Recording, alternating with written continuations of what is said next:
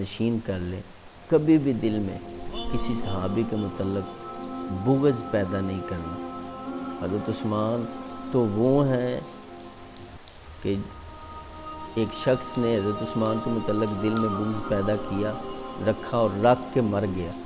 تو نبی پاک صلی اللہ علیہ وسلم کی بارگاہ میں جنازہ لے کے آئے، فرمایا اس کو پڑھا دے، جنازہ پڑھا دے۔ تو نبی پاک صلی اللہ علیہ وسلم حالانکہ رحمت للعالمین ہے، لیکن اس کے باوجود بھی میرے آقا علیہ الصلوۃ والسلام نے اس شخص کا جنازہ نہیں پڑھایا۔ تو صحابہ نے پوچھا یا رسول اللہ صلی اللہ علیہ وسلم، آپ نے